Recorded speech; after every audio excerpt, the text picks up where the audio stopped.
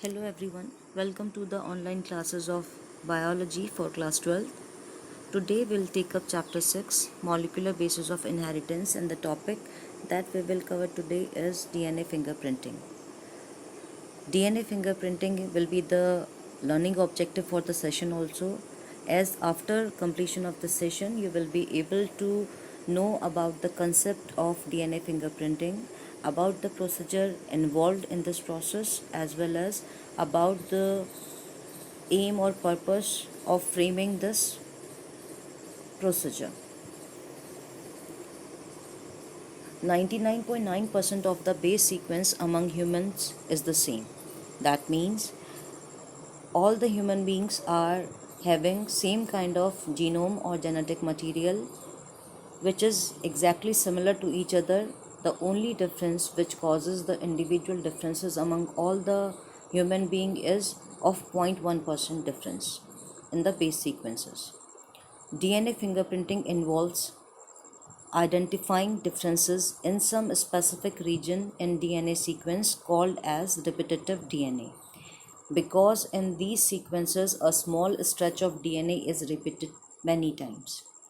These repetitive DNA are separated from bulk genomic DNA as different peaks during density gradient centrifugation. The bulk DNA forms a major peak and the other small peaks are referred to as the satellite DNA. Depending on base composition, the ratio of A is to T or G is to C. That means the sequence can be rich in adenine and thymine ratio or can be rich in guanine and cytosine ratio, and on the length of the segment, how many base pairs are involved, and the number of repetitive units. The satellite DNA is classified into many categories such as microsatellites and mini satellites. Let's discuss this paragraph in a simpler language, that the DNA fingerprinting is majorly deals with the difference in the genome, which is only 0.1%, and that difference is created by certain repetitive units of DNA, and those repetitive units repeat themselves many times and are specific for a particular person. Only identical twins have the same repetitive units, otherwise all the individuals they have different repetitive units, and these repetitive units repeat themselves in a continuous pattern at certain places, so they become a identification mark for the organism. These repetitive units are of different types depending on the base composition. Either the repetitive unit has more adenine and thymine ratio or more guanine and cytosine ratio, or they have what is the length of the segment or how many times it is repeating itself in the genome. On all these criterias, this unit, which is termed as the satellite, is classified into microsatellite as well as mini satellite, etc. Now you must have recalled the term satellite when in class 11th you have studied the structure of the chromosome. There is the primary constriction which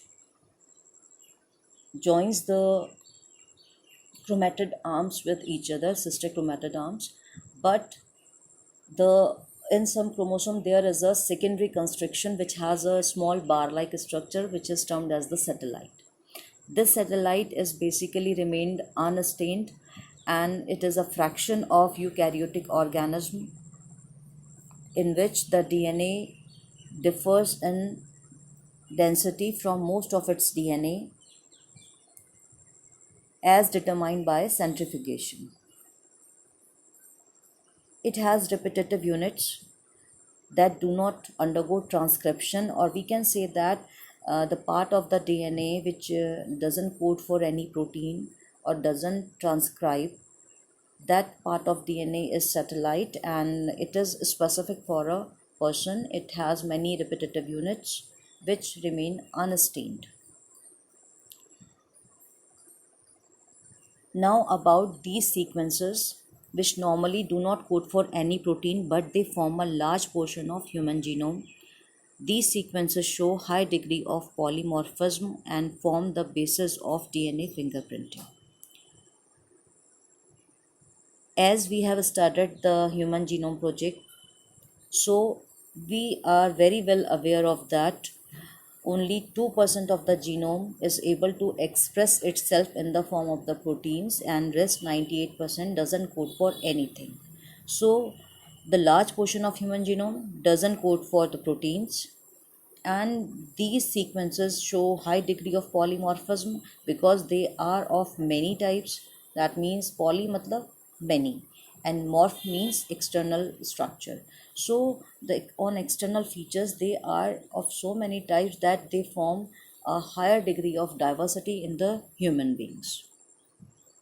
Each person has a specific kind of repetitive unit which is not similar to any other individual except the identical twin. Further, as the polymorphism are inheritable from parent to children, DNA fingerprinting is the basis of paternity test in case of disputes.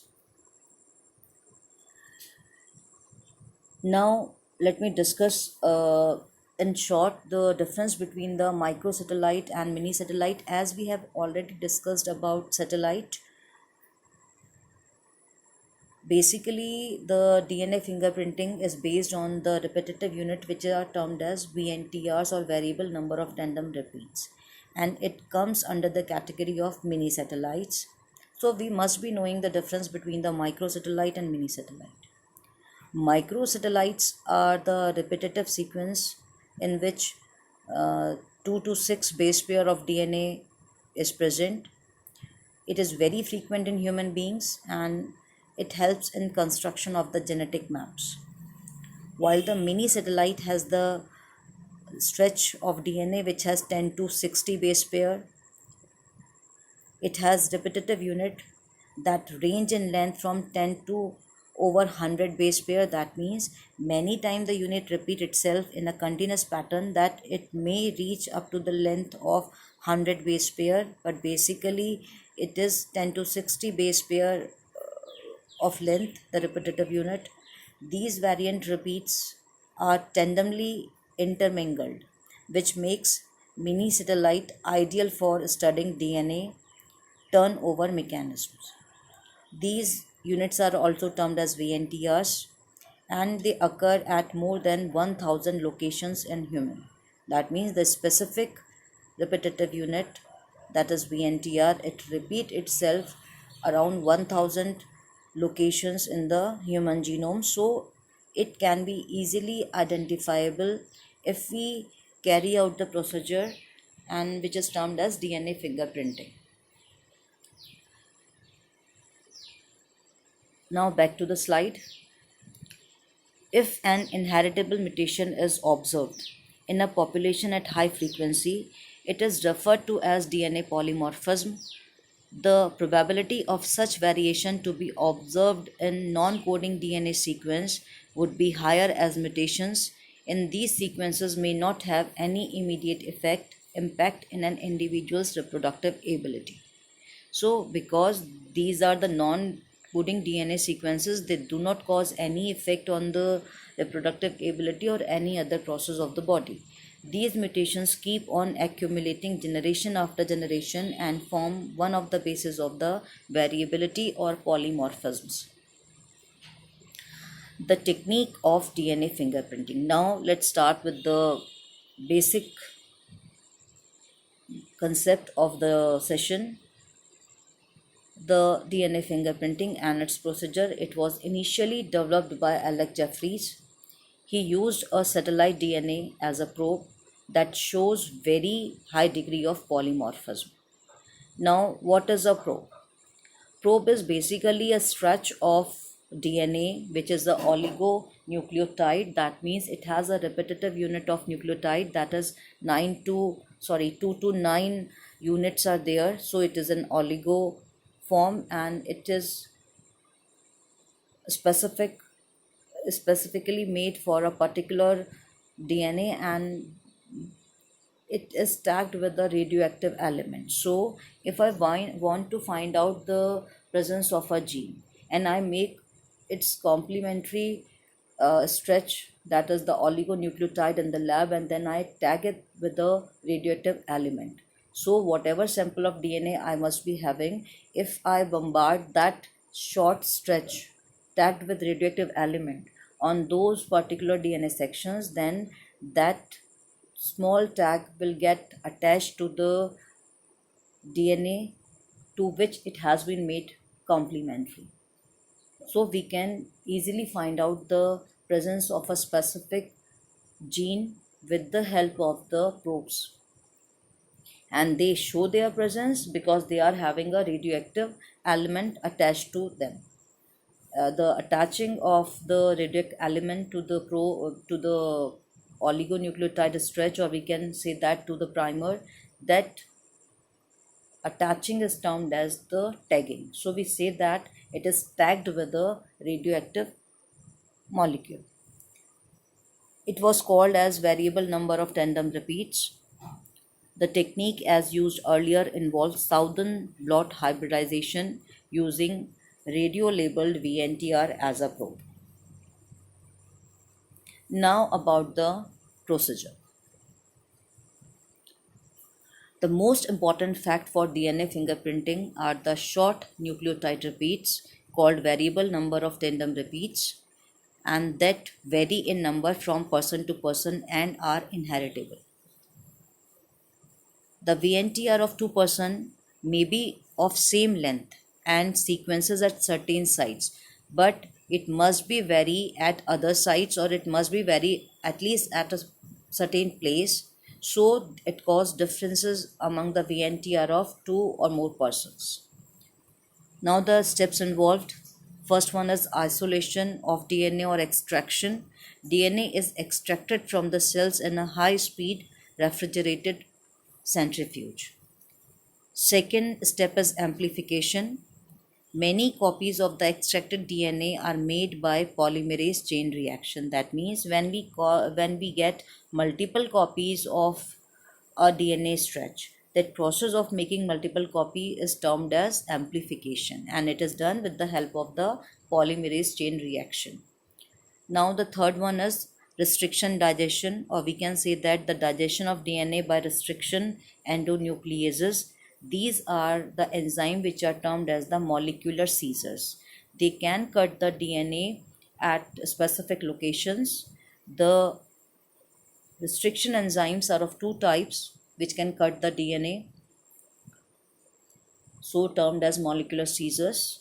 If they create the cut within the length of the DNA segment, it is termed as endonuclease, and if we cut at the opening ends only, so it is termed as the exonuclease. So here we will use restriction endonuclease because we need to cut the DNA strand into smaller sections within the length. Now the fourth step will be separation of DNA sequences or DNA fragments by electrophoresis. The cut DNA fragments are introduced and passed through the electrophoresis setup. It is a setup in which we fill the electrophoresis plate with agarose gel, and the DNA gets separated over the gel, and it can be visualized by staining them with a dye that shows fluorescence under ultraviolet radiation. That dye is ethidium bromide, and by staining the separated DNA segment and by incident the ultraviolet radiation, we are able to see the stained DNA segment over the agarose gel. This procedure is termed as gel electrophoresis or electrophoresis. Now the fifth step is Southern blotting. It is transferring of separated DNA fragments to the synthetic membranes such as nitrocellulose or nylon. The separated DNA sequences are transferred onto the nitrocellulose nylon membrane or sheet. When we place it over the gel, which has the separated DNA, and we press it, the DNAs from the gel, they get absorbed into the membrane. Now the next step is hybridization. The nylon membranes are immersed in bath, and radioactive probes are added. These probes target a specific nucleotide sequence that is complementary to them. I have already explained you that the probes are the complementary strands which are made against the particular DNA which we need to find out. So the probe will get attached only at that DNA sequence which it has been made complementary. Now about the autoradiography, the last step. The nylon membrane is pressed onto the X-ray film and dark band develop at the probe sites, which resemble the barcodes. Basically, the detection of hybridized DNA fragment can be done with the help of the autoradiography technique. The VNTR belong to a class of satellite DNA referred to as mini satellite. We have already discussed this point. A small DNA sequence is arranged randomly in many copy numbers. The copy numbers varies from chromosome to chromosome in an individual. The number of repeats show very high degree of polymorphism. Consequently, after hybridization with VNTR probe, the autoradiogram give many bands of differing size. These bands give a characteristic pattern of an individual DNA. So the band is specific for a particular organism. It differs from individual to individual in a population except in the case of monozygotic or the identical twins. Identical twins are the twins which has been developed from a single zygote. The sensitivity of this technique has been increased by use of the polymerase chain reaction. Now this is a figure or the picture which is showing how we can find out a particular DNA from many DNA samples, and this is a case of a criminal scene, or we can say that it is a crime scene. They are saying that from a crime scene they have obtained a sample of DNA, and then they have made the DNA separated on a gel plate. And in the C sketch, look at the figure at the end part only, the C stretch is showing the DNA pattern of the sample which has been obtained from the crime scene. Now there are supposed two suspects, individual A and individual B, and then we have separated their DNA, isolated it, and then we have by autoradiography we have got a particular pattern of their VNTRs on the film. Now in the next to see, there are two schemes which are showing the DNA pattern of A and B organism. By this we can easily find out that the B DNA is similar to C because of the same kind of VNTRs. So A is not the culprit, but B is the culprit because its DNA or VNTR is tallying with the sample obtained from the site of crime. So by this we can sort out many other cases also, such as the to identify the criminals in the forensic lab. We have already discussed it. Now to determine the real parent, even in the case of parental disputes, to identify the true biological father or mother, we can use this technique. We can use this technique to verify whether an immigrant is really a close relative of the mentioned resident. We can use it to identify the racial groups to rewrite the biological evolution. So basically this techniques helps in many ways, but when it was developed by Dr. Alec Jeffreys, his attempt was to find out the markers for inherited diseases. This process is also known as DNA typing and DNA profiling. And the most important fact for DNA fingerprinting are the short nucleotide repeats, which are termed as the variable number tandem repeats, VNTRs, that vary in number from person to person and are inherited. I think now the topic is clear to all of you. It is a very important topic for board exam. Go through it 2 or 3 times to get a more clear picture. Thanks for the patient listening. Take care.